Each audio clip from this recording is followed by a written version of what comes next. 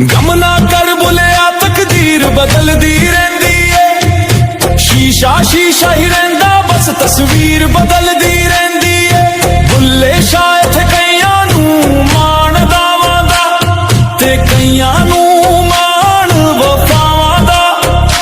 असी पीले पत्ते दरख्तां दे सानू रहिंदा ए खौफ हवावां दा। बुरे हालात जदों घेर लैंदे ने तां याद रखना अपने ही नजरां फेर लैंदे ने। सोच सोच के चल मना इत्थे पैर पैर ते रोड़े ने। तेनू निंदण वाले बहुते ने ते सिफतां वाले थोड़े ने। तेरियां तू ही जाने मालिका मैनू